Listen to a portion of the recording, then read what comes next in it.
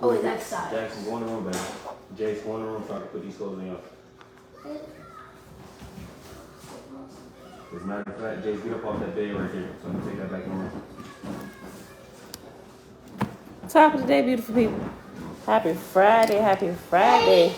It is July 15th, 2022.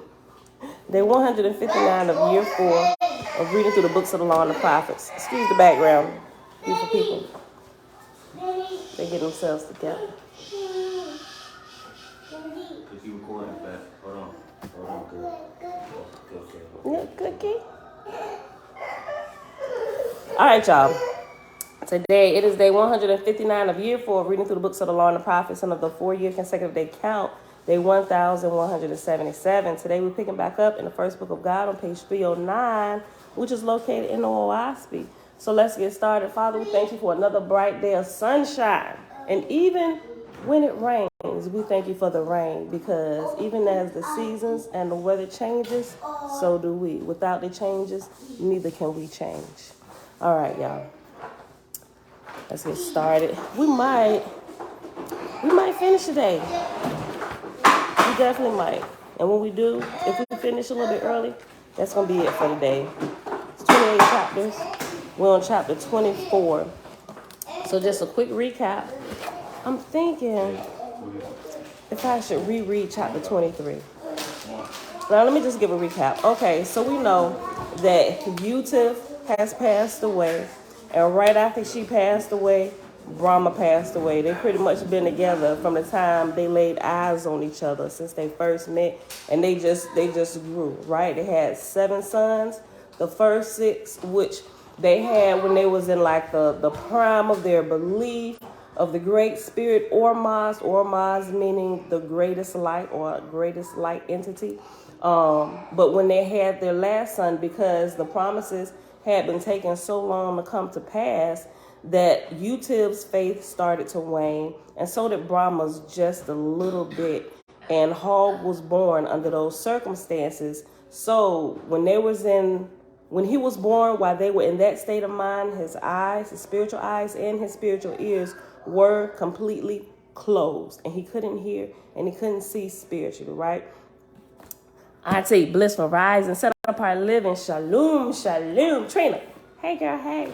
Okay, so, but as time progressed, right, when, I forgot how old Hog was, but Oahspe, or the Great Spirit, came to Brahma again because he hadn't heard his voice in a long time. They were just kind of living life, raising their kids, doing what they needed to do, still living righteously.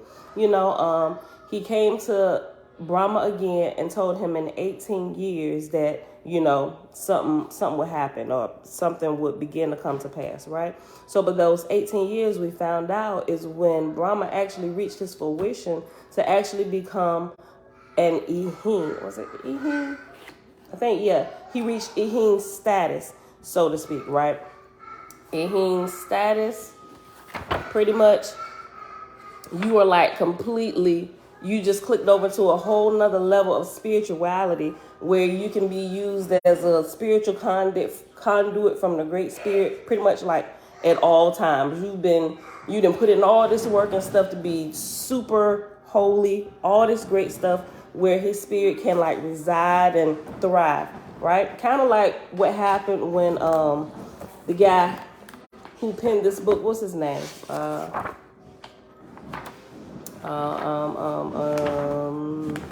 forgot his name real quick. The guy through this, John B. Newbrough. Stephen, Shalom, Grand Rising. Just like it was 10 years before, and actually before the 10 years, he had already been practicing plant-based lifestyle, getting up early in the morning and just praying, doing all of those things, like really consistent with it, right? So the more he practiced it, the more, I guess you can say, the more spiritual he became, or more in tune with the Great Spirit he became, and until one day they decided, okay, today's the day, let's go, right? And so the gift of automatic writing happened to flow through him, and this is not the first time that this has ever happened. Prophecy flows the same way, except for you speak it automatic writing, or you can call it prophetic writing, is when the Spirit is moving through you and you begin to write. And that's how Oahspe was penned, right? Even while he was penning. We see in here, you know how when Brahma, he goes into like, they call it a trance or whatever, but the Great Spirit is speaking through him. It's like he's driving a car.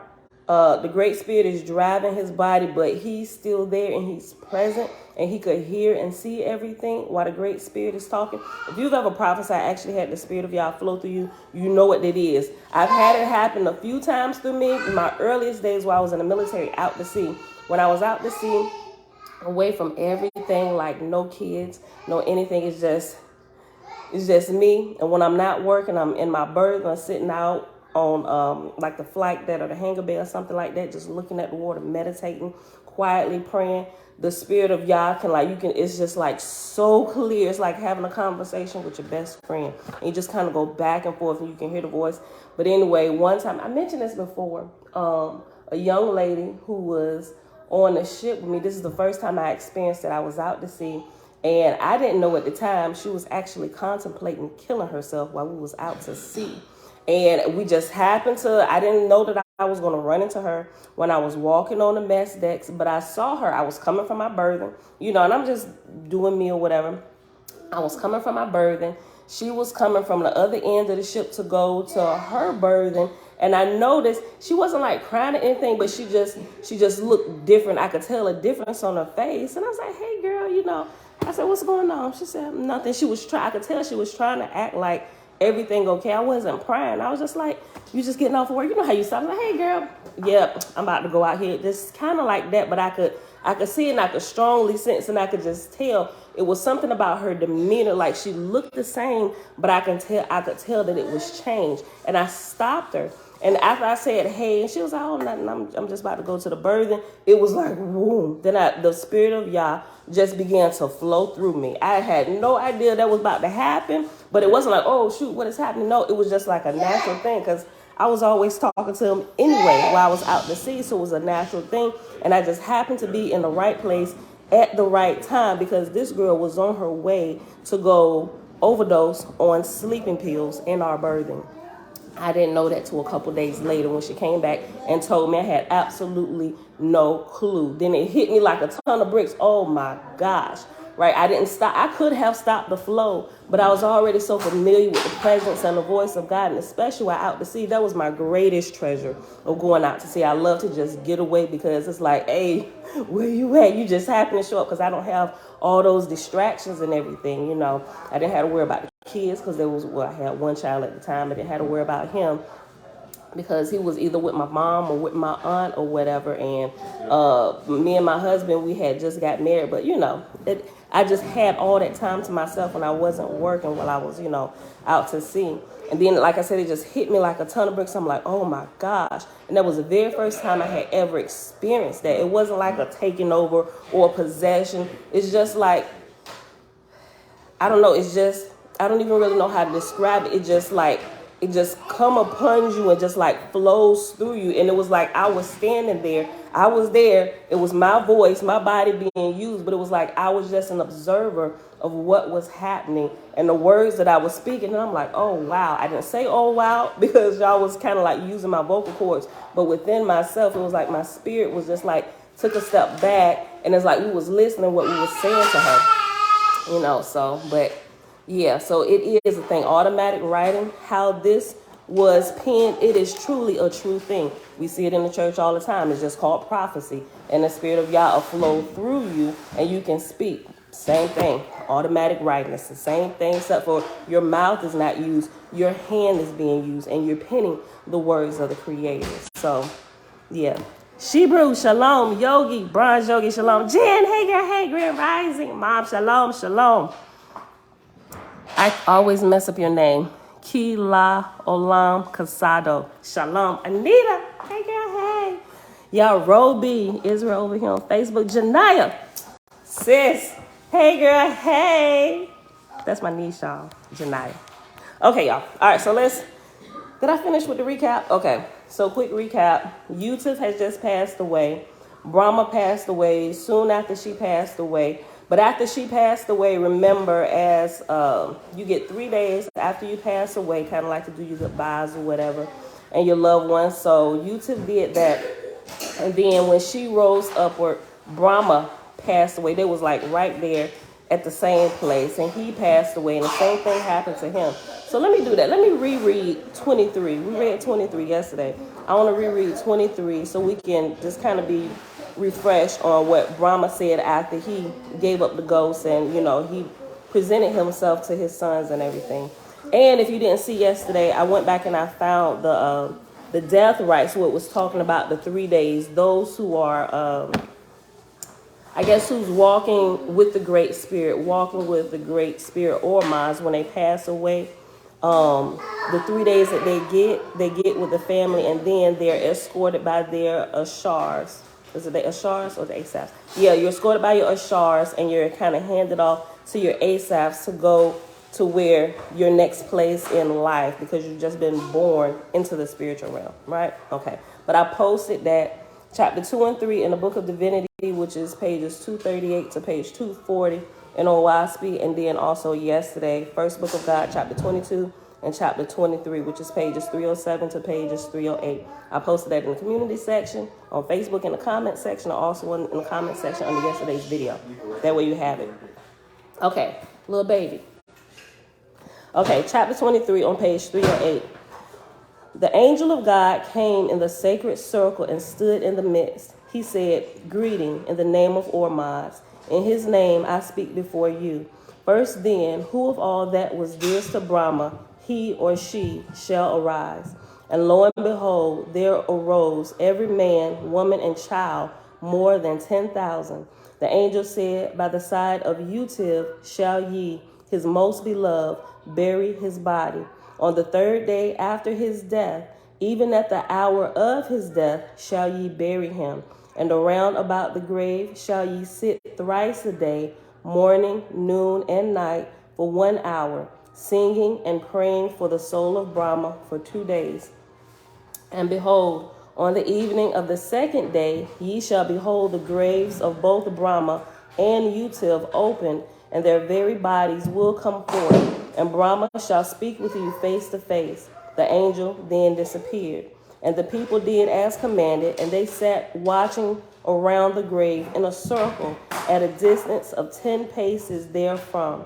And the brother's favorite hog above all the rest, that he might be converted. And it came to pass in the evening of the 2nd day, when the sun had been 2 hours set, there descended into the midst of the circle of light, bright as the sun, so that the multitude held their hands before their eyes. And so bright was the light that even the graves were burst open. And after graves is reference number 18, and down at the bottom, it says, "The graves could not be seen, and the graves were burst open." I'll read the whole sentence again, and I'll keep going. Starting at verse 4. And the people did as commanded, and they sat watching around the graves in a circle at a distance of 10 paces therefrom. And the brother's favorite hog above all the rest, that he might be converted. And it came to pass in the evening of the 2nd day, when the sun had been 2 hours set, there descended into the midst of the circle a light, bright as the sun, so that the multitude held their hands before their eyes. And so bright was the light that even the graves were burst open. And in the second space of a moment of time, the light was lowered so all could look therein. And lo and behold, Brahma and Utiv, arm in arm, stood in the midst of the circle, even with their flesh and bones and their burial robes. Brahma said, "Have ye faith in the Creator? With him all things are possible. He is the all master of all things. Accept ye not forever any God or Lord or Savior or priest or king, but him, the everlasting all one, the person, practicing good works unto all men, abjuring self in all things, and Ormazd will dwell with you and in you forever." Then Brahma and Utiv came near Hog, that he might see clearly. Hog said, "Art thou truly Brahma, my father, and thou too, Utiv, my mother?" Utiv spake not, but Brahma said, I am thy father, even Brahma, to practice the highest light a man hath all. I'm sorry. Let me start over. Let me go back. Utiv spoke not, but Brahma said, I am thy father, even Brahma, to practice the highest light a man hath. This is all that is required of any man. Hog said, of a truth, it is my father. Of a truth, it is my mother. Brahma said, we are blessed. This is the first belief, to believe in the spirit surviving the corporal body. The second belief is to learn the all person. After this cometh faith. I don't know how I like this though.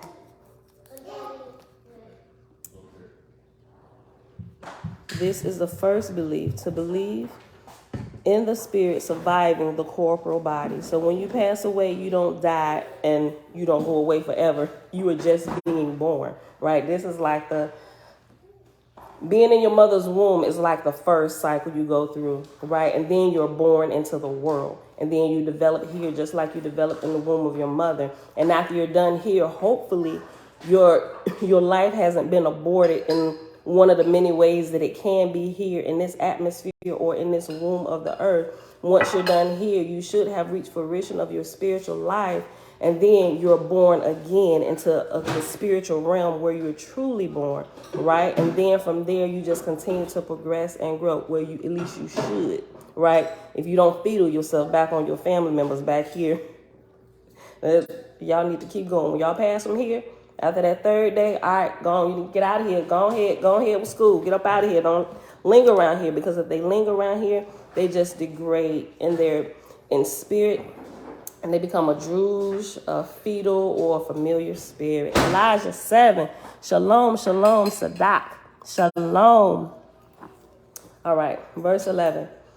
Hog said, thou hast proven the first, but as to the all person, I cannot understand. Brahma said, as I and thy mother have revealed ourselves to thee, and so proven ourselves, so in due season will Ormaz reveal himself unto thee. And these were the end. Brahma and Utiv rose up in the sea of fire, smiling and waving their hands in love to those beneath, higher and higher until they disappeared in the sky. Then went the people and witnessed that the graves were opened and the bodies gone. They filled up the places and set a post inscribed, Tomb of Brahma and Utiv, God and Goddess. And that's the end of the history of Brahma. So next, I've been waiting for this. Chapter 24. Now we're about to start talking about America. Look, okay. Chapter 24. All right, so if y'all haven't read all of the life of Brahma, I would recommend, if you don't want to hear me read it, just go back and start at the beginning of where it began for him, which is chapter 14. But before 14 was the life of Abraham.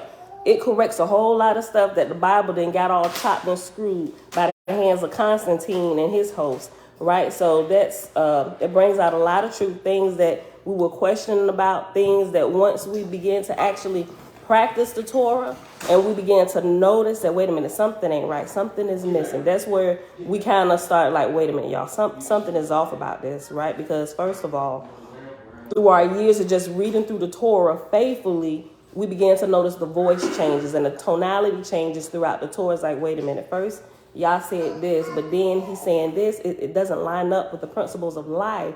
How can we go kill, or why would he even say to Abraham to go kill his son if we're not to even take life, man or beast? Right? I say something is wrong about this, which led us on finding the Apocrypha and reading through that and going through all of this stuff, right? And it clears up a lot of what we had already figured out, but couldn't quite put our finger on it. Oahspe explains it, that it wasn't the great spirit, the great creator of all, which this book calls Ormaz or different names, or Jehovah. It wasn't him. It was one of the false gods talking to Abraham, right?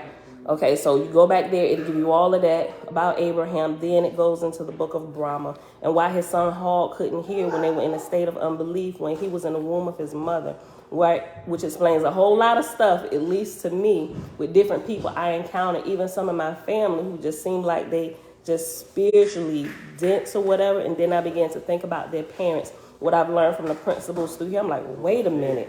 Yo, this is true. All right. Chapter 24. The first book of Gautama. Remember, Gautama is what America is called in here. The first book of Gautama, America, being of Iwata, a man chosen by God for the children of Gautama. Little girl, you about to leave? Okay. All right, is Joshua? Oh. Okay, well, they're going to be woke in a minute. Just have them, keep them up there for a few minutes till I get done. Okay. If they come down, I'll get them. Just, All right, y'all. Like he getting the kids upstairs. My grandbaby's here for the weekend, so. Okay. All right, y'all. So let's get started. Chapter 24 on page 308. In Gautama, in the Middle Kingdom, by the sea of Sociopan, I think I said that right, SO-CI-A-PAN, Sociopan. In Gautama, in the Middle Kingdom, by the sea of Sociopan, came down from heaven Gitchee, the creator, the world maker, Manito. Right? So here in the book of Gautama, the name, you're not going to hear Jehovah. But here in America, they call Jehovah Gitchee. Right? A lot of us may be familiar with that if we come from down south, or we got family from down south. I even have a couple friends actually named Gitchee. Right? Listen. A lot of pieces of this puzzle have been making so much sense since we found out about this book a few months ago. Listen, hold on. Okay, I'm going to just read verse 1 again and keep going. In Gautama, in the Middle Kingdom, by the sea of Sociopan, came down from heaven Gitchee, the creator, the world maker, Manito. With silence speaking in the soul of things, he said, "Speak, O earth, have eyes, O earth. Have ears, O earth, behold me, your maker." The earth answered him, not with words, boasting, but raised up man. Man said, "Here am I, O Gitchee." The creator looked, and lo and behold, the Ehings of Gautama stood before him. The little people, white and yellow. Gitchee, God, it has God in parentheses. Okay, so let me bring something out. Before we got to this book, in some of the earlier books, when it talks about the Ehings, it's talking about like the earlier generations of the Ehings, which are today they're no more, right? They're extinct. But the ones living today who are a bronze color are a mixture of the Ehuans and the Gons, right? We're the offspring, from what I understand, just about everybody alive today, even with the different shades of colors, there are descendants from the Ehuans and the Gons, right? Okay. But every time it mentioned it before, it gave a little footnote, and it in the back of it gave a alphabet footnote, which are found at the end of the books. Remember, the number references are found at the bottom of the page, and the alphabet letters A through Z are found at the end of the particular chapter that you're reading, and it gives you definitions and it goes into detail about what that is. And it did that a couple times when it talked about the Ehuans, but now it's just because it's done it so much, it's just going to keep flowing without giving those reference, because by now we should get it, right? Okay. Verse 3. Man said, "Here am I, O Gitchee." The creator looked, and lo and behold, the Ehings of Gautama stood before him, the little people, white and yellow. Remember, they're extinct now. Gitchee, God said, "Because thou hast answered me in faith, O earth, thy Ong'wee, in parentheses, it has talking animals. Ong'wee is ONG''WEE.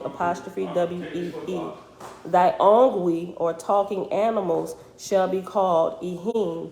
Thus was named the first talkers, men with mouths for words, ears for words. Then Gitchee, God, called the Ehings together and said they were good, even the handsomest of all created creations. And he commanded them to marry male and female and beget heirs. And they obeyed God's commands, but the dumb earth cast clouds upward and blinded the ways of the Ehings, and they strayed away from the mounds and came to black droops, which speak not, have no words, being dumb like the black mud of the earth where they burrowed.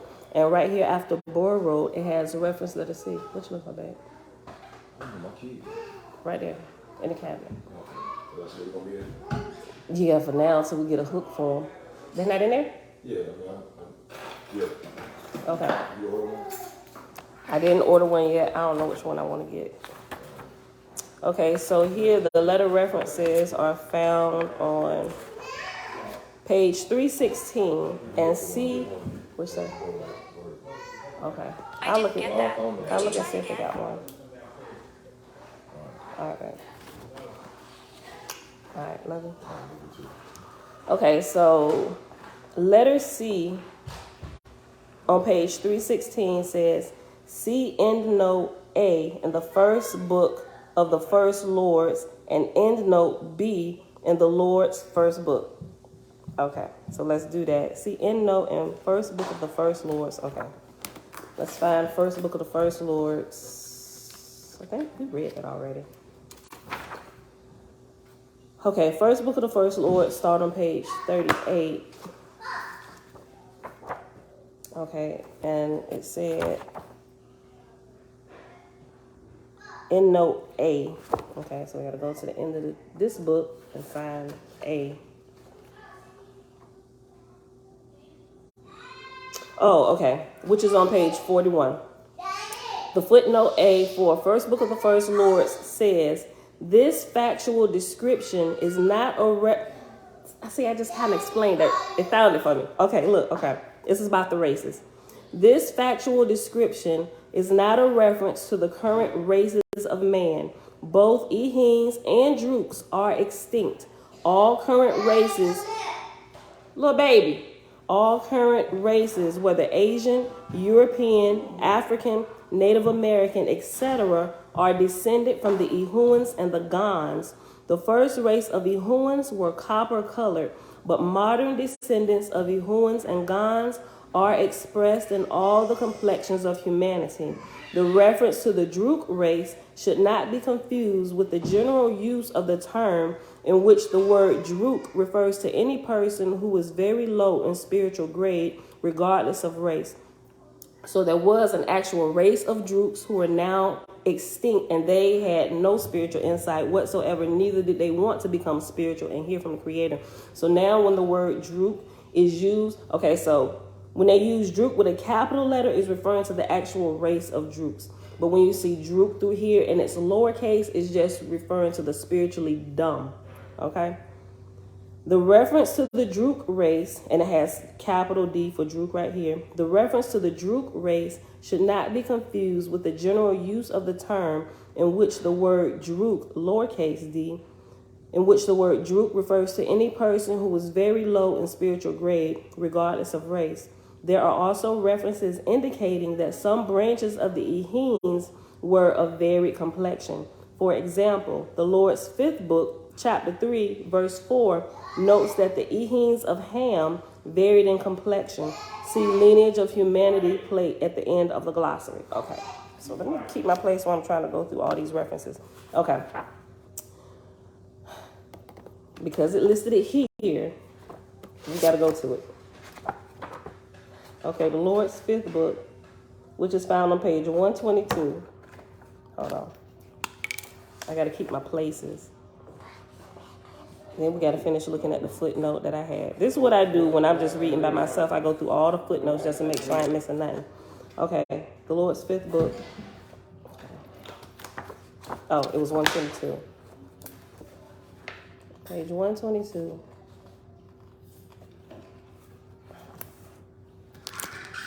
I'll put that here.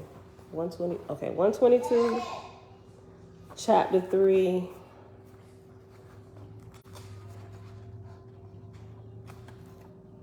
Chapter 3, verse 4. Oh, I got to highlight it. Okay. On page 127, on the bottom portion, verse 4, it says, of all colors, black, white, yellow, copper, red, and brown were the tribes of Ham. Nevertheless, they were Eheens, or faithists, having flat nails and short arms, and of such as desired to acquire knowledge. And I brought them to a country of sand fields and of fields of rich pastures interspersed, where lived but few natives, the dark people with short hair. Neither omitted I even the hair of the head of man, without providing testimony of my word. I'll read the next verse. It says, of the Ehines, I provided testimony in all the divisions of the earth, with long hair belonging to the tribes that worship Jehovah, that man of the cosmic era might perceive that the lands which they sprang is not above the water. Y'all got to go back there and read that whole book. Okay. So that was that. And it says, see lineage of humanity, plate at the end of the glossary. We'll look at that real quick. The end of the glossary. We'll just go to the end of the glossary.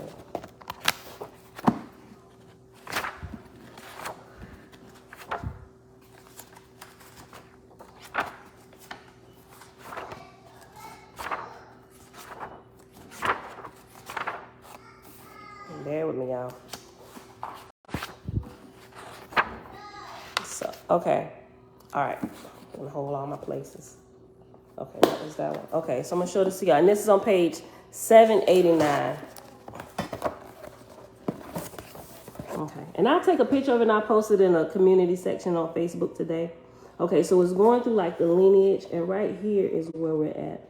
Right? The descendants of the Ehuans and the Gans are all the current races today. I don't know if y'all can see that. Hold on. Let me show it to Facebook first. I'm trying to get it in the screen. All right. For YouTube. I'm not sure if that look backwards to y'all. It look backwards to me. Maybe because the way I'm looking at it. If I knew how to be all tech savvy and like have it on the screen and press a button, I would. But I don't know how to do that. So I'm just lifting it up so y'all can see it. Okay, so that was that end of that footnote there. So let's go back to where we were reading. C. Okay. All right, so see in note A in the first book of the first Lords and in note B in the Lord's first book. Okay, so let's go to the Lord's first book, which is on page 59. Lord's first book, and it said go to footnote B, which is at the end of that chapter, which I got it underlined. It's on page 71, down at the very bottom. Reference B, it says, Drooks are an extinct race.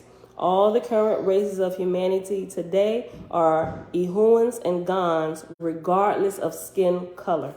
Okay, so now let's go back to where we was at, and I'll read that again, and I'll just keep going.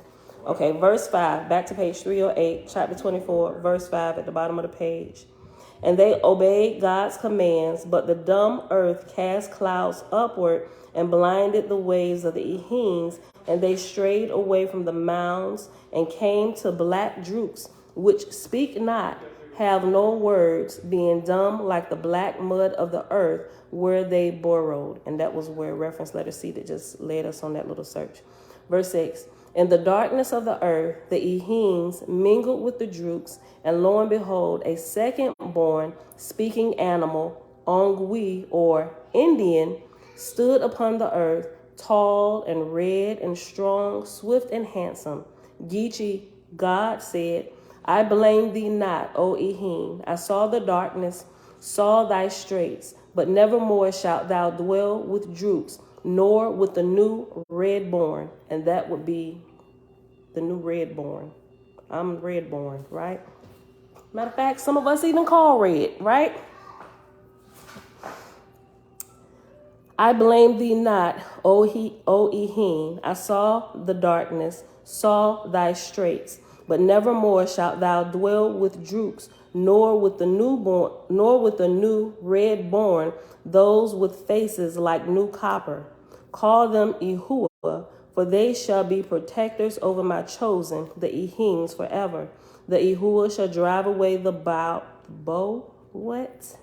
Baugh, The Yahuwah shall drive away the Ba and the Maiu, I don't know. Y'all be screwing these words up. Mieu. The Yahuwah shall drive away the Ba and the Miu and great serpents and all man-slaying beasts. For I will make mighty nations out of the seed of the Ehuans. The first Ehuan's name was Oedu, O-E-Du, Oedu, and his wife's name was Unah.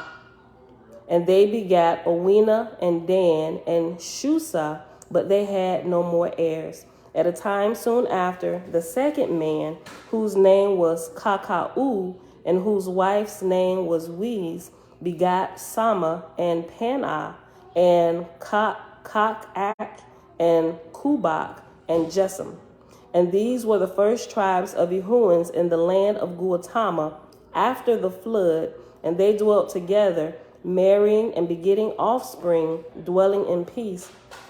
And the Ehines taught them in all things, so they became an honor on the earth and a glory unto the Creator. But they were mixed so together that one tribe had no preference over another. So by commandment of God, they were called the tribe of Eodukakau. Oedukakaou. Oedukakau of the Middle Kingdom.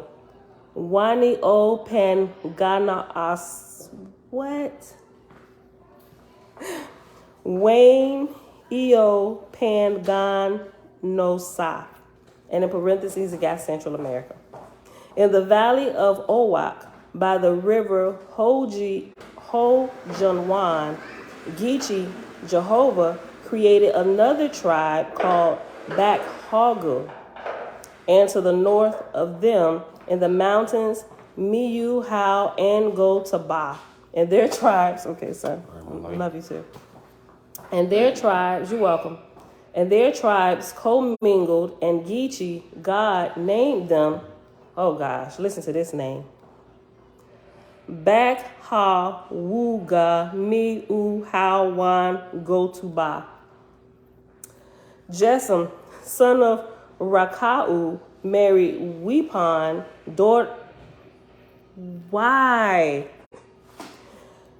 Jesam, son of Rakua, married Wepan, daughter of Bakhawughmeiuhowangotibah.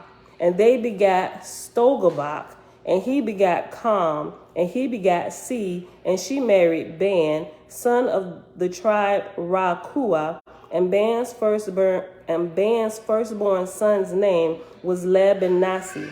And Lebanasi was born in Suez of the second order, and could hear the voice of the Creator, Gitchee, the Great Spirit. So remember, Suez, there are natural ones who are born in Suez, meaning they, just like I said, can hear and see the voice of the Creator in all spiritual things. But for those, remember the Drooks, because they didn't have it, they weren't born that way, they learned how to create it. And it said Jehovah suffered them or allowed them to be able to do that. And so the people that they put in training for Suez were the infants, and they put plates against their head, and they were called the flatheads. But what happened was, when they put these plates on the heads and they kind of trained the baby's head or whatever, when that plate would touch the seat of the soul, or that portion that can hear, which we call the pineal gland today, if that's calcified, you're spiritually dense. You can't see, you can't hear, nothing. But when you go plant-based and begin to clean up your diet, that actually begins to decalcify, and your spiritual eyes and your spiritual ears open, right? So they figured out how to do that. And the reason why the great Creator allowed them to perform Suez on infants, because at least that will allow them to be able to hear the voice of the Creator through their very own, because they'll listen to their very own before they listen to one of the faithers. That's just the way it was. I know the names are crazy. Oahspe College University, shalom, shalom. He said the names show how Oahspe is authentic. I would say so. Ooh, I'm going to share your video. He said I did a video called Ancient Aliens with a chart showing the races of human. Okay. I appreciate that. Thank you for sharing. Chart. Bye. Remember, I'll share his video today to hear. I'm going to find it. And I'm going to share it. Bye. Okay. I'm going to watch it. And I'm going to share it. Okay. So that's what Suis is, right? It can be manufactured by people who know how to do it, but you can also be naturally born with it, right? Just like we can see manufactured prophecies happening here in America or whatever, where the Bible is coming to pass. I'm like, you know what? I've read it long enough. Every single day, front to back, going through, looking at the news, looking at the stuff that's happening to Israel. But when I clicked over and I began to question a lot of stuff, I began to see that they've been doing the same thing they've been always doing for a very, very long time, keeping people all up in their emotions and stuff by manufacturing the prophecies that are in the Bible, right? Of course, you can cause things to come to pass if you created it, right? Or if you wrote it, you toyed with it, you took out things that should have been left for the people so that they could really experience the real creator. But no, they decided they want to play God. Now they're in a role of God, but falsely, right? The false gods and lords, which I would say Constantine is a part of that, right? And they begin to manufacture the prophecies, and they just keep it going from generation to generation. And a lot of our people are none the wiser because they're superly, overly emotional, and they think everything is an act of God. Oh my God, the Bible is true. Don't throw the baby out with the bathwater. There are definitely some truths that are still in the Bible, but you have to be able to decipher which is which, right? So just like Suis can be manufactured, the prophecies and the judgments can be manufactured in here, it's still being done today. And because they control the media, they can control all of this, right? But those of us that know better, we know better. Okay. It's funny because my nephew, that's something I didn't tell y'all when I was doing a video, that was the day before yesterday now, the one I was telling you about my nephew that's a scientist. He was like, well, what about all these prophecies that are coming to pass? I was like, they coming to pass because they're causing them to come to pass. I said, but it's still leading to the same stuff. It ain't leading nobody. It ain't for the betterment of everybody overall. It's always to get an upper hand on somebody else. And that is not the way our Father operates, right? Okay. But I digress. Let's go back. Verse 12. And Lebanesi was born in Suis of the second order and could hear the voice of the Creator, Gitchee, the Great Spirit. And the voice remained with Lebanesi during his lifetime, which was 125 years when he died. And the voice descended to Lebanesi's son, Labanesi, who lived 101 years, and he died. And the voice descended to his son, Hata Panagu Gush Hoot Labanesi. With every generation, they just add your name on top of the previous generation's name. This is too much. And the voice descended to his son, Hata Panagush Huta Lebanesi, and thence to his son after him, named Arapan Sika Suda Hata Pangush Huta Lebanesi. Who said, look, I'm going to call you Hoop for short, my G. Thus were represented the 18 tribes of Gitchee's chosen amongst the Ehuans, who should become everlasting heirs to the voice. And God said unto Ara, arise and go forth, my hand will steer thee. So Ara rose up and departed by the hand of the Creator, and came to the valley of Og, broad and sweet-smelling, full of health-giving food and air and water. And there came with Ara into Og 1,000 men, women, and children, and they built a city and called it Efspan, Eftspan, signifying place of beauty. And these took the name of the tribe of Ara, And these took the name of the tribe of Ara, the which name survived 1,750 years, and their people were tens of thousands. After the tribe of Ara lost the voice, there was raised up Shoshone of the tribes of Stogilbach. And Gitchee raised his hand before Shoshone and pointed the way. And Shoshone departed out of the country of Tabachuzeh Bakhawughmeiuhowangotibah and came to Og and took to wife his son, daughter of Nuha. And they begat Akimutz, a son of great beauty and strength, a swift runner.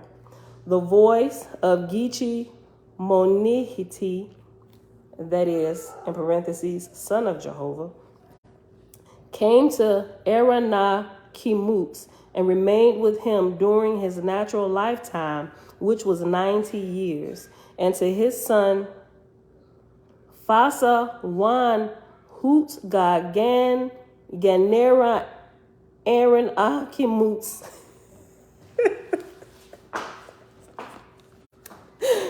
And thence to his son, Bakhawughmeiuhowangotibah Zaz Hu Fasa Wan Hutagana Gena Aaron Akimutz.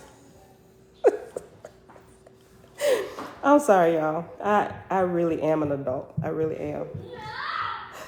And Monag inhabited the regions of the plains of Yetiawazau, Arkansas. And his people became mighty in cities and agriculture. For 4,000 years, the voice of the All-Father remained with the regular succession of the heirs of Monag, but their names and their cities' names became so long that no man could speak them aright. Look, I can attest to that clearly just by reading this account. Listen. For 4,000 years, the voice of the All-Father remained with the regular succession of heirs of Monag, but their names and their cities' names became so long that no man could speak them or write them. Wait, hold on. Little boy, why are you at my door? What you doing? No, that's gonna work. That's back away, okay? Come on. Debbie back shortly, baby. Go ahead upstairs. Or you can come in here and chill with me.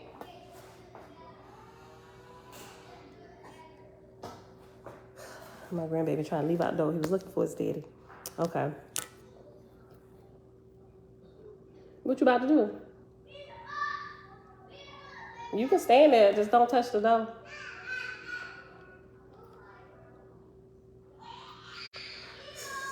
Boy, I tell you, kids. Okay. For 4,000 years, the voice of the All-Father remained with the regular succession of the heirs of Monag, but their names and their cities' names became so long that no man could speak them or write them. So Gitchee, Jehovah, raised up Honga, son of Ab, of the tribe of Oahspe, of the land of the Middle Kingdom. And Honga went into the mountains of Gi, rocky or eagle mountains, sloping to the east. Gitchee, God, spake to Honga, saying, Thou shalt take Obi for thy wife. Out of thy seed will I raise up a greater tribe than all other tribes. And thy firstborn son shall have thy name, and thy sons shall be called Honga also, and thy son's son's son, and so on forever. For I am weary with the burden of names, thy great creator hath spoken. Y'all even told, look, stop with the foolishness. Call him Honga, and everybody after him, call him Honga, which we can kind of see, right? John the first, John the second, or if your name is Timothy Jake, we got Timothy Jake Sr., Timothy Jake Jr., Timothy Jake Jr. I know that's not a thing, but I have a cousin. I have an uncle whose name is Tony Ford. So we got Tony Ford Sr., and that's my uncle. Then we have my cousin, Tony Ford Jr., and his son we call Junior Jr. because he's like the third. So instead of saying Tony Ford the third, we call him Tony Ford Jr. Jr. You know, we got to do something silly. Okay. Then take Hold on, let me just read that again.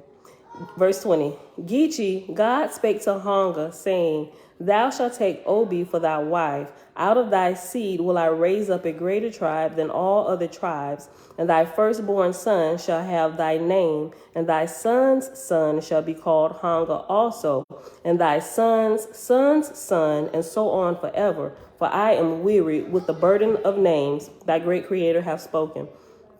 Then asked Ong'wee, saying, What if I have no son, but only daughters? Or of my son or my son's sons, they cease to have a son, but only daughters.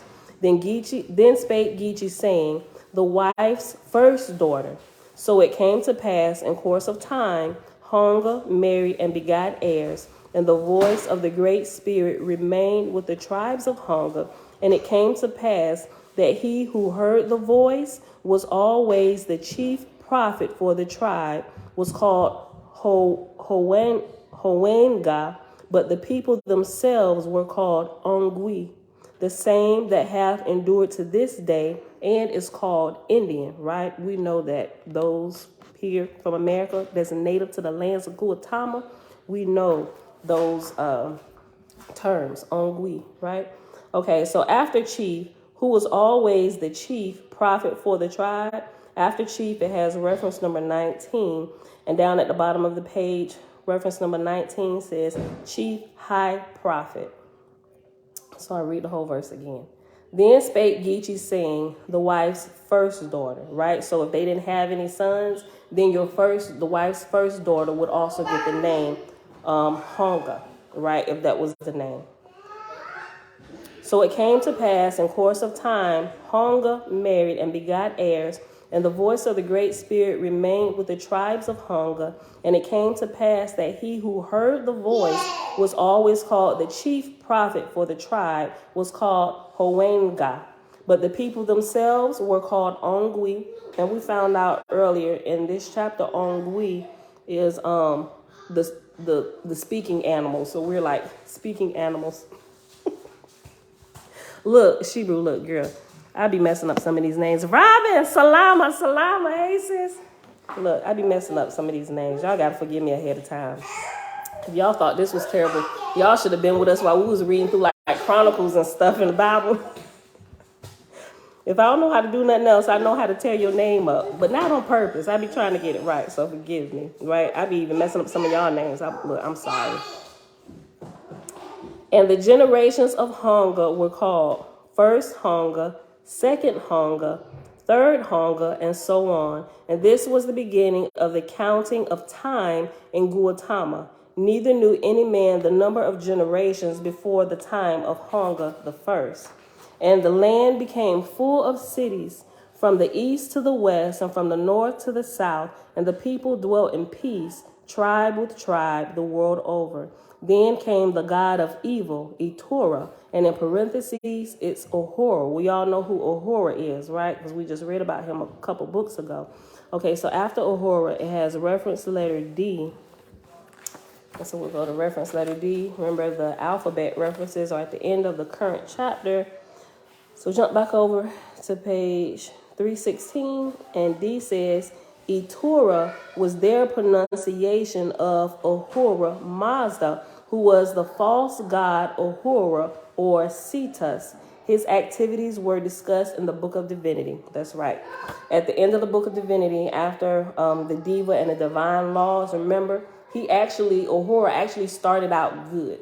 And then he just went to the flip side and he became a false god until he wasn't anymore. He was delivered, and he had to, everybody that he done led astray, they told us, look, bro, okay, yeah, you done did what you done did, but now it's time to clean up your messes, right? So everybody you done led astray, you got to unlead them astray and lead them in truth and bring them up all the way to the level of truth that you understand. And when everybody that you led astray is now on your level, right, and everybody is on an even playing field, then we'll raise you all up to the next level together, right? You will not be ruler.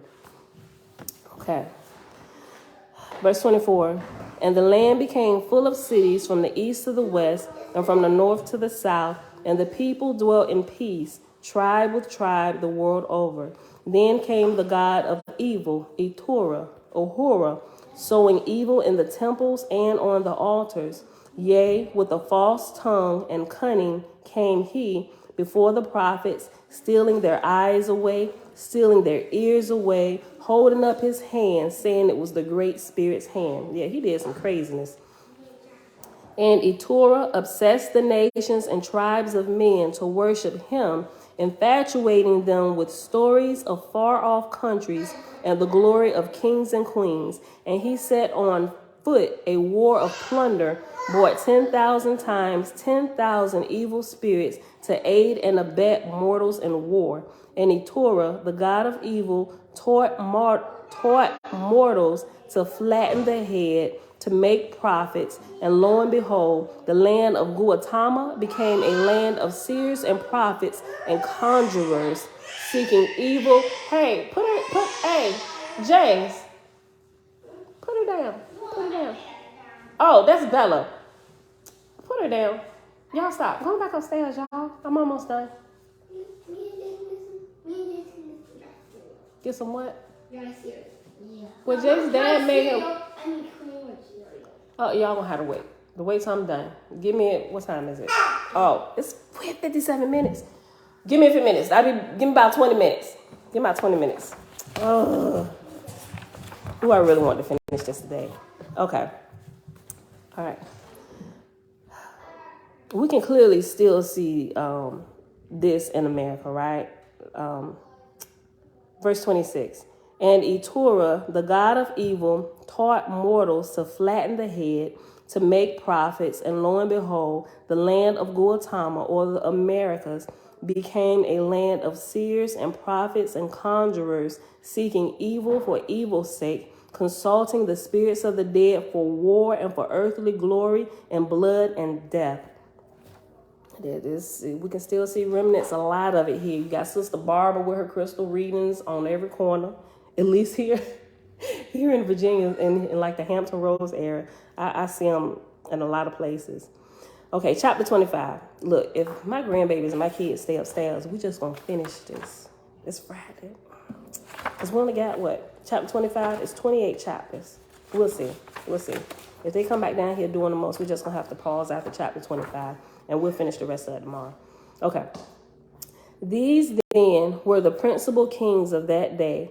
Lenogu, king of Ebustakgan, a city of tens of thousands in the valley of Oahspe. Lenogu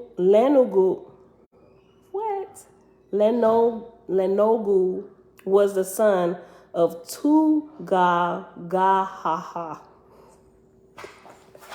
who was the son of evil Fragana Kukuwapan. It has reference number 20 after this, and it said evil Pragana Kukuwapan. It's the same word. Who was the son of Oahspe, who built the canal Osiwa. That word sounds familiar. Who built the canal Osiwa of Bakhawughmeiuhowangotibah, which extended from the sea of Hulapan, Lake Superior, to the plains of Agon Q Hanalachahoba, which is Texas. Look, I'm so glad they changed some of these names to Texas and Virginia. Look, because if they hadn't, we would have been on to their shenanigans many generations ago, right? They changed. Those who win the war, they get to write the history, right? And writing history, they change the names of the places, the people, so we can't even tell our right hand from our left, right? But now is the time of great awakening. Okay. I ain't gonna read that again. Texas, near the sea of Sociopan, where dwelt Haothahoga, king of kings, whose temple was roofed with copper and silver. Of 10,000 boats, canoes, was the canal, extending along, carrying copper and silver from the north regions to the cities of the valley of Hapen Bop Pan, and to the cities of the mountains of Ara, Magala, Cha, and to Gi, home of Hanga the First, the mightiest of red men.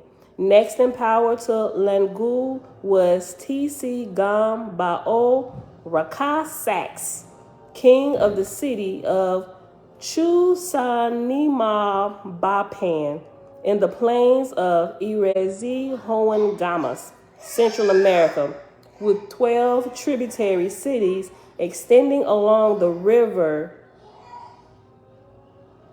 Aka Esta Zaka House Toma Mak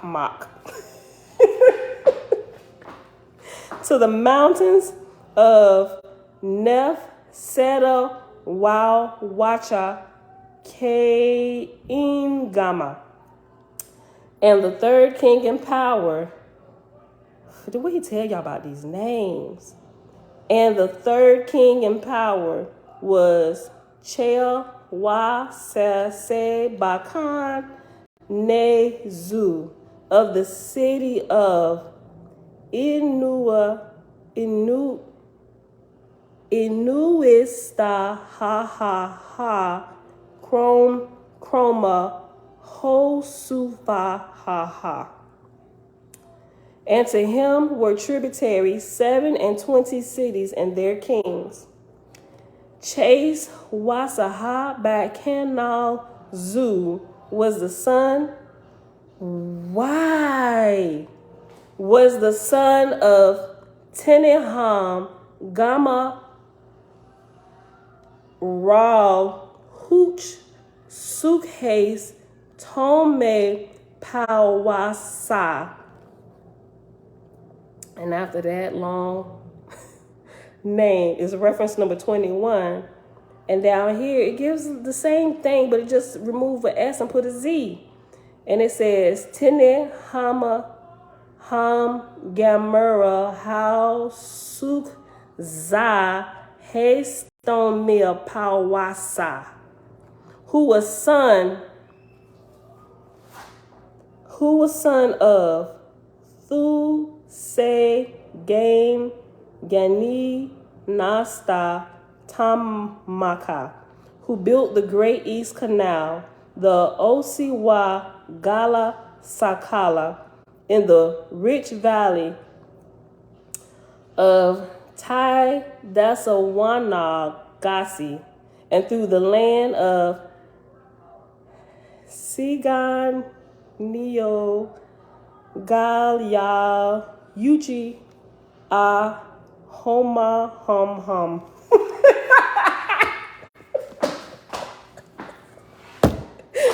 Reference number 22. Oh my God, it's going to make me say it again. Reference number 22.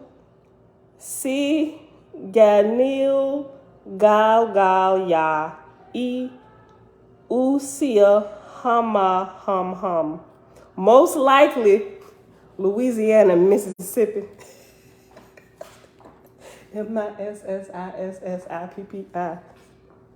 Look, most likely, Louisiana and Mississippi, where dwelt the large men and women, the Ong'wee Waha Pakaka Gan E Kola Bass Coax. Verse 5. The fourth great king of Gautama was Hua Gelu Maraka Kadana Pan Wow, king of the city of Itusaki Gola Hamgan Sio Kolaba, which had 17 tributary cities of tens of thousands of people. And his kingdom extended from sea to sea in the middle kingdom, Panama, where was the temple of Giloth, with 1,000 columns of polished mahogany, and with a dome of copper and silver. And with Giloth dwelt the Oahspe, the oracle of the Creator, for 2,000 years. The fifth great king was Pinambata, king of the city of Liz, Kara Razaki Yata Sagangan, on the high Hiogula Ophat, which is Tennessee, with the 30 tributary cities of tens of thousands of inhabitants. Here was situate the school and college of great learning, the Oahspe where were taught tens of thousands of students. Pinambata was learned and had traveled far, devoting his life to impart knowledge. He had 6,000 attendants besides 640 officers. The sixth great king was Hoajab, son of Tusik Gamugsa Panpan, founder of the kilns of Wubu Hakak.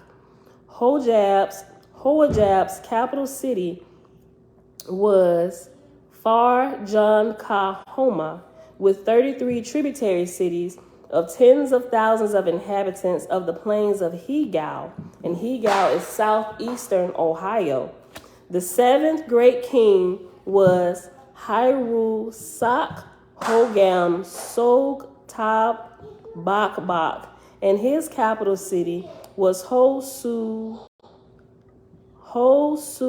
Su Am Cholaban Gan Obanzahaha, situate in the plains of Mesogawanchula, which is Indiana and North Ohio and Pennsylvania. Yes, baby. Oh, here's so weird. Okay. Did you brush your teeth this morning? Because your wisdom tooth is coming in, Tootie. That's why. The boy said, get out. We're going to your room and play. You and baby girl. Okay, well, stay right here. Okay. And that was Indiana and North Ohio and Pennsylvania, and extending eastward to the mountains of Ganzu, Wasi, Maka, Bob, Do, Hua, Pia, Sandri, Tho, Ajaj. And after that, it has reference number 23. What? I don't know what that is, girl. I'm trying to figure it out till you hear these long, crazy names. With this? Yes. No. May I get my pen, girl? Okay. Nope. Ganzu, Wasimaka, Battle Do, Huyi, Pass, Sandri, Thoajaj. Go through there, y'all. Little girl. Chill. Okay, Bella, let her follow you through there. Go through there. Go through there. Let her follow you. Bye. Y'all, these names, and y'all thought this was something. When we get to verse 10, oh my gosh, this is crazy. Okay. So that name, including the valleys of the river, one Pegasa, Thala, Lan, Gan, Chuchu, even the sea, Poertha, Wal, Shathia, Thuna, Kala, Klats, Zolos, Chista, Combia, which is now today named Lake Erie. He so had 47 tributary cities of tens of thousands of inhabitants. Hold on, baby. Look, y'all, we're going to have to end after this chapter. It's what? 18 verses, and we are on verse 9. Jamia, Shalom. Hardhead, where you been? Ohio.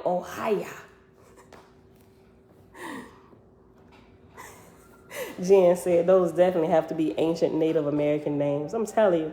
Listen, verse 10 is going to be It's just like one long scripture that doesn't break. Verse 9. Betwixt the great kings and their capital cities were 1,000 canals, crossing the country in every way, from east to west and from north to south, so that the seas of the north were connected with the seas of the south. In canoes, the people traveled and carried the productions of the land in every way. Besides the canals mentioned, there were 7 other great canals, named after the kings who built them, and they extended across the plains in many directions, but chiefly east to west. All right, verse 10. Y'all got to bear with me. These were Bakhawughmeiuhowangotibah lo Bena Zihuli Galapan, and Hela Gas Ha Pan Pani Guchu, and Filio Stagavan Cho Bayasoso, and Anitia Bolala Chu Isang Goma Kola Loban Bakbak, and Iha Ben Dangan Zui Port Talicha Bagasa Migi Chi Papa, and one Papalagasi Yam Gan Shu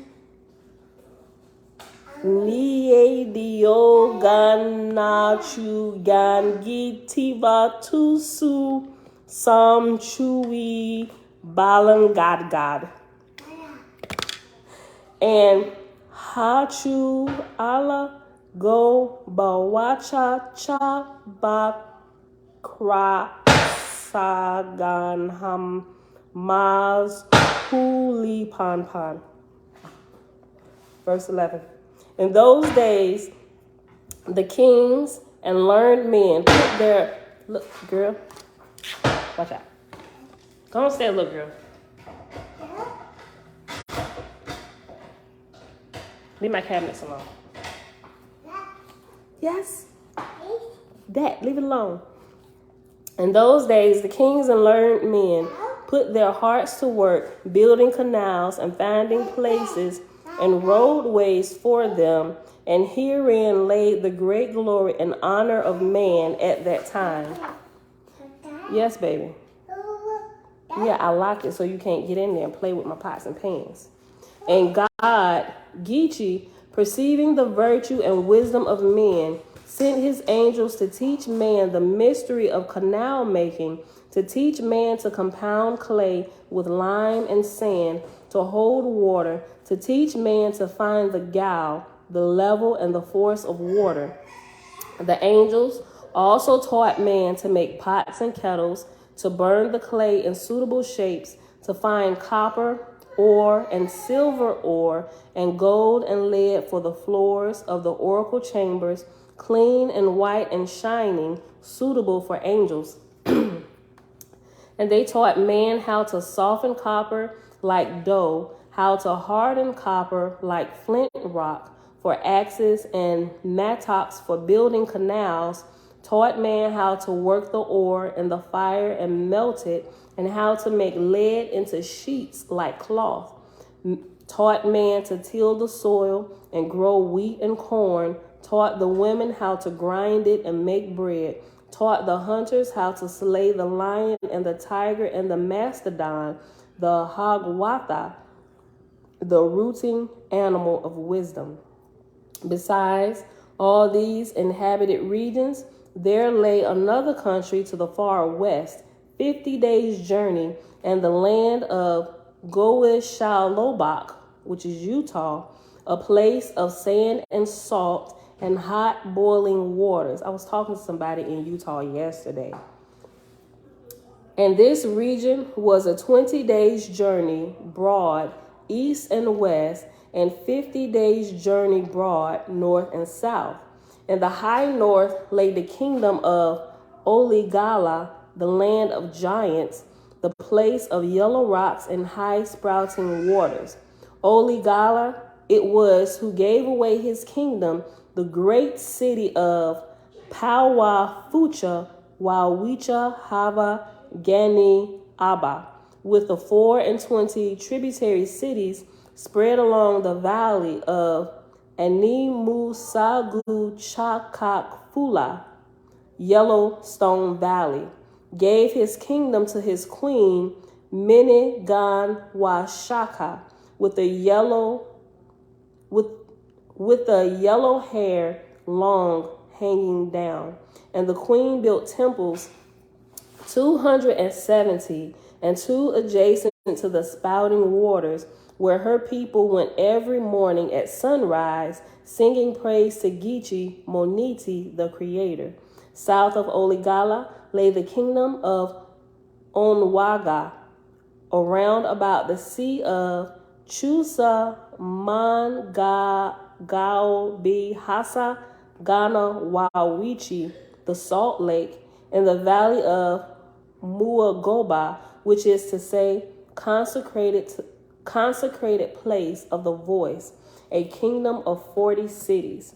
Here reigned for 20 generations the line of kings called Wino-Gush-Ha-Gusha, most holy and wise, full of manliness and strong-limbed. On the eastward of the lake lay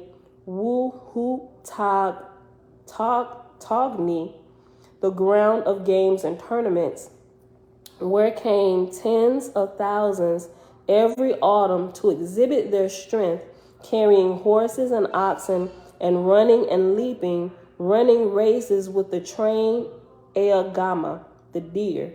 And to the strongest and to the swiftest, the king gave prizes of handsome damsels with straight limbs and shapely necks, proud, who loved to be awarded handsome, mighty husbands. Kind of sound like the Olympics and the different games and stuff we have here. Next, south lay the kingdom of Pamela, rich in legends of people who lived here before the flood, a kingdom of 70 cities and 6 great canals coursing east to west and north to south, from the Gee Mountain in the east to the west mountain, the Ublaha-Kola Sevagana Waka, the place of the king of bears, the Iugohabakox, the grizzly. And to the south, to the middle kingdom, on the deserts of Gaelbeathagani Ganwo, where the rivers empty not into the sea, but sink in the sand, the Sana Gala Cossacks, creating prickly Thua Zu Gala Huma, shaped like a pear. And that is the end of chapter 25. Y'all, and we're going to pause right here today. We'll pick this back up tomorrow with chapter 26, and we'll read that all the way to the end. We definitely going to be done with that early, so which means we get to start the next book of Wars Against Jehovah. So we'll be starting that tomorrow, right after we finish up the first book of God. This was good today. It was pretty funny as I tripped up over all these names and these words and stuff. Matter of fact, the name of today's video, somebody going to probably look like my kids got in there, and I ain't caught it yet, because it's just going to be a bunch of letters. That has no, people going to be like, Hula Gala Chaka, what? Somebody going to text me, hey, your title, did your kids get it? Nope, that's the title for today. Go watch the video and you will see why that's the title for today. All right, y'all, so with that being said, thank y'all for hanging out. This is what, page 312? All right, y'all. So it is Friday. Happy Friday, July the 15th, 2022, day 159 of year 4 of reading through the books of the Law and the Prophets, and of the consecutive day count, we are at day 1,177, and that is without the Sabbath, right? So all the days we've been here live is 1,177 days I ain't gonna say nonstop, clearly without the Sabbath, and the 2 little vacations I had to take. All right, we read pages 309 to page 312, which is the first book of God, which is found in the bigger book, Oahspe. All right, so I'm going to share that chart by Oahspe College University that he mentioned. And I don't think I had anything else for today. I shared that yesterday. And I think that's it for today, y'all. Yeah. All right, so let me see. Check the comments. Linda, hey girl, hey. Alicia, yeah. Tiffany. Tylane, hey girl, hey. Okay, that's on Facebook. All right. Set Apart Living. Look, let me say. Set Apart Living said, I applaud you for not skipping over them. Let me tell you something. When I was reading the Bible, when I was reading by myself, I would skip over it. And if I was reading over this by myself, I probably would have skipped over it. But in my years of skipping over that stuff, when I started doing deeper study of the scriptures in the Bible, I realized I probably shouldn't skip over that stuff because the genealogies were really, really important. So when I went back and I made it, I even joked about it when we was reading it through. I'm like, oh, y'all, if I was by myself, I would have skipped over this. I told y'all I would have skipped over it. But I realized while searching this stuff that it made a whole heck of a lot of difference because I had to go searching into some of those names, and some of those names led me to other points that I would never have been aware of, not even realize that it was a piece of the missing puzzle that I was looking for things that just wasn't lining up and making sense to me. So it absolutely is pertinent that you read every single word, right? Yeah, so, whew. All right, y'all. That's it. I was just checking through the comments. We got a few new people. I recognize the names from Selah Shalom channel. I see them because I be popping there on his videos. I told y'all when I found out about him, I didn't even know that there was a book called Oahspe a few months ago, right? Because we was just finishing up. Matter of fact, we were starting the Bible for the 4th time. We had just got done. We had like 3 more chapters left in Genesis. And, you know, each year we do like a deeper study and we pull out more references while we're reading through. But they're not in here. They normally come in later. But it was somebody from here that said, hey, you ever heard about the Oahspe? And they kind of like sent me a little message. They said, check it out. Go look into it. You know, because anything y'all give me, I'll go check it out, right? Because I don't know everything. Excuse me. And when I checked it, I was like, yo, what is this? And so I started Googling, looking for videos and stuff. I was like, wait, what? Wait a minute. And so I ordered it, right? Because at that time, I didn't even know that there was an online version. But I found it. Somebody else gave me the link to that. It was in the sacred text. I'm like, yo, I was familiar with sacred text because that's where I found like some of the missing books and some of the things that you can find in the Apocrypha and other books that aren't canonized and even the Apocrypha, right? But I don't know. I guess I was putting it in Google, the search engines wrong, but I found it. They sent me the text that's found on sacred text. And I'd be sharing it in the description every single day where you can get the hardback if you don't have it from Amazon, or you can, if you don't have the $30 to get that, you can just go to the online version. And I always leave the link for that every day. But yeah, it's I was like, this is amazing. And when I read it, because you know I'm a big advocate of reading all the way from the preface to the introduction. I think people just kind of get it, and people that want to argue with it, they don't even.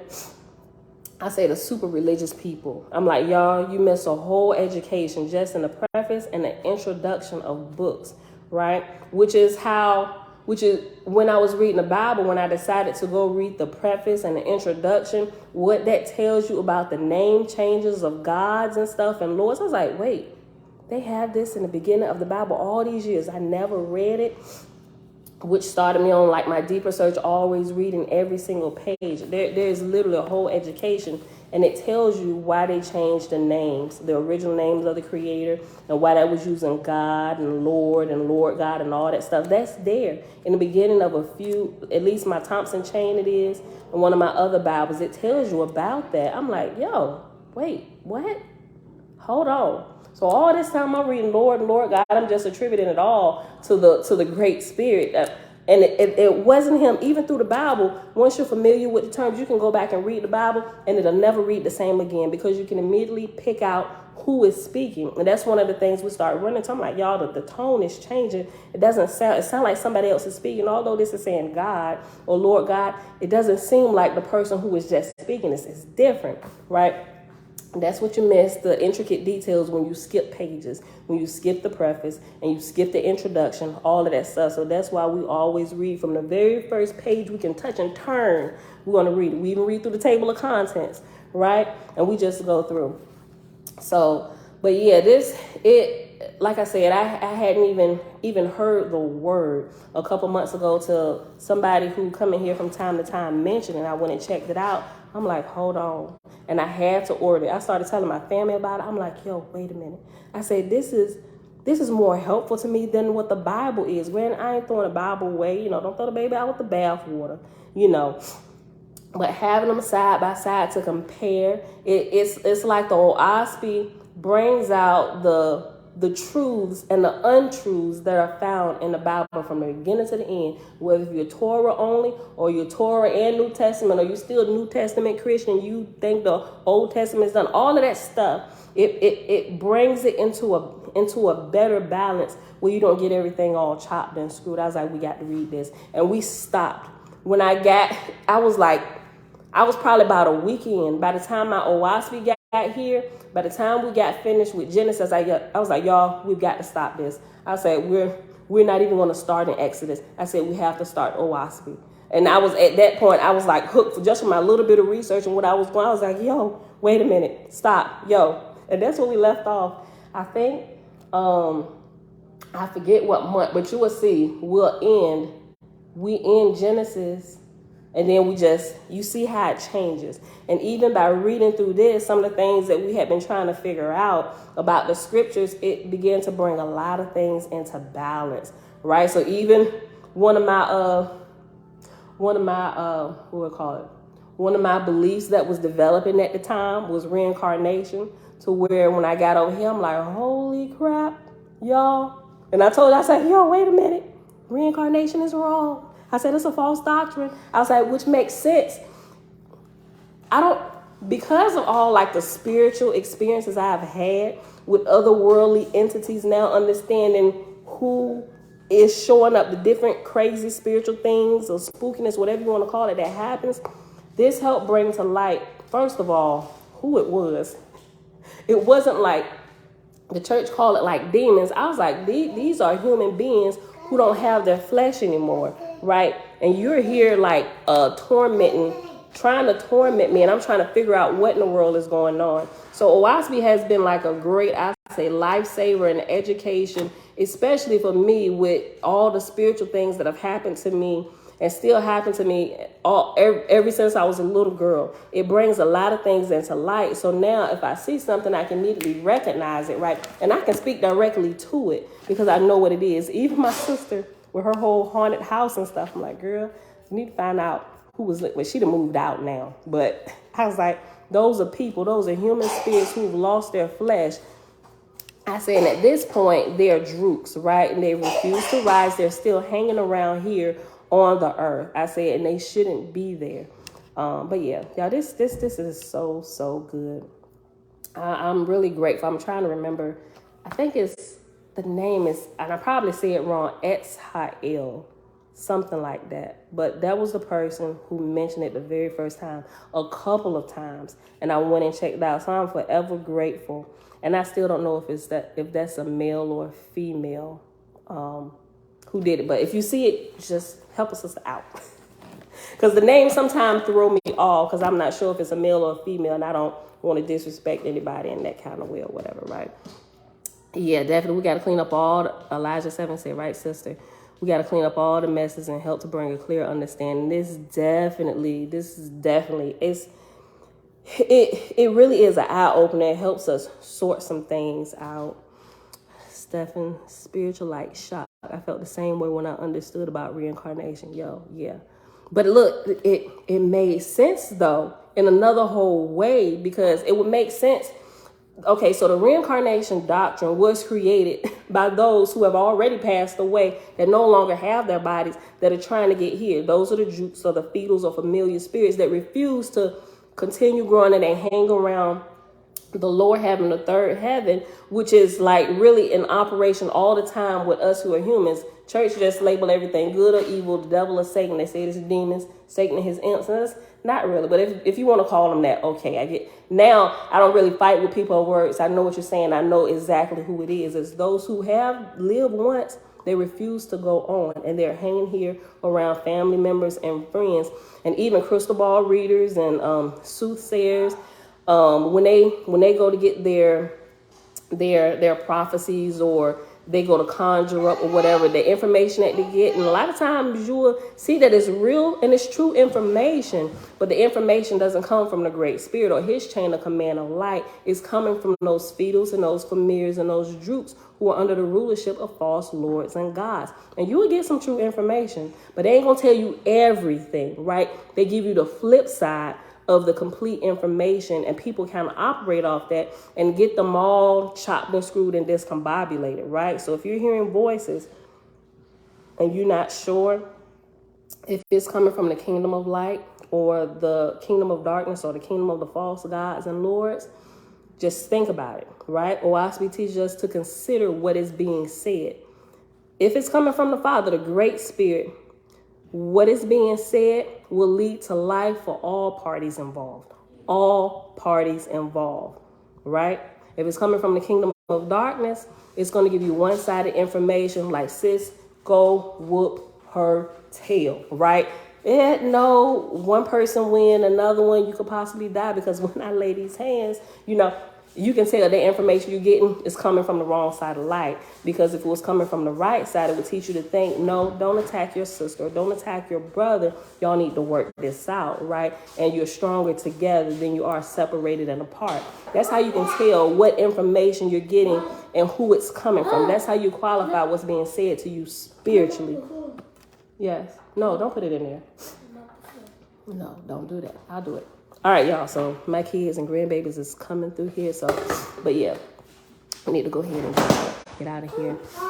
Yo, look, when we get to Luamong, look, I hope every Christian that I know tune in when we get to Luamong, right? My Christian friends, my Muslim friends, because their God is one and the same. It's under the false kingdom of Luamong. You have some true stuff that's being said, but they just take the words of the Creator and they just like rewrite stuff, and they add stuff in there and they take stuff away, and it's crazy. But remember that's how you decipher what's good and what's ripe and what's unripe. Like we learned about in the book of Fragapati. There is no good or evil. It's ripe and those that are unripe. So those who will call evil would be in the unripe state. They still need a little bit more time to grow, to develop, and to sweeten all the way around. Just like fruit, right? We don't eat fruit in its unripened state. We get it when it's ripe, when it's good for the picking. It's nice and juicy, and it's just sweet. The unripe fruit is like bitterness, like, Same way with people. You're either ripe or you're unripe. You need a little bit more time to grow. You need 18 more years. Like Orma said to Brahma, 18 more years. Exha'el is your brother. Look, Francis. Okay, so I think it was Exha'el. He spells it a little bit different. I think the L part is separated from the Ha. I think it's X-Ha, then L. But that was the person. It's a male. You said my brother? Okay, Exha'el. So, dude, thank you. Yeah, but he'll come in here from time to time. But he was the one that introduced me to the Oahspe, a couple comments he had left. And so I actually went and checked into it. I'm like, so I'm forever grateful to Exha'el, your brother. Has helped us out a lot. So some of my earlier videos, y'all, just, I'm telling y'all now, some of them earlier videos just don't, right? I mean, you can, if you want to see the progression or what I was talking about, because there's some ignorant stuff there. It really is. I want to take them down, but I leave it up for my own personal accountability and to see my own growth, right? And if somebody want to follow the process, especially those who were steeped in Christianity like I was, and then you like come out of Christianity to find your Hebrew roots, and then you get stuck in the Hebrew camp with the Hebrew brethren and sisterin and stuff. You can see all that process happen. I was like, wait a minute. I didn't come out of Christianity to be put in bondage with the Hebrew crap. And I'm just like, I'm done. I'm done with everybody. I'm done. So this is too much, so. But yeah, the whole process is there. So the only time I recommend you go watching those videos if you actually want to watch the process, if you're going through that process. It'll help make yours a little bit easier because it's just, you see it all. Even the shenanigans in the background with my family and some of our crazy conversations that we have when they want to ask questions and they butt in and stuff. All right, so with that being said, beautiful people, that is it for today. We got to go ahead and get out of here. I done talked long enough. We'll finish the rest of this tomorrow. And we'll take a little bit more time because it's Saturday. Sure, Josiah, you can end it. With that being said, may the Great Spirit bless you in your journey into finding truth. And when you find it, may he give you the strength and the courage to change your life accordingly, that you may walk in the light and that you may walk in truth and that you transition from the unripe state to the ripe state so that when people look at your life, they can just pick fruit. This is so good. I want to go share it with somebody. I love y'all. And I see y'all back here tomorrow because it's the weekend, 7:30 a.m. Eastern Standard Time. Bruce. Come on, end it, Si. Josiah going to end it today. Go ahead. Okay, press that button.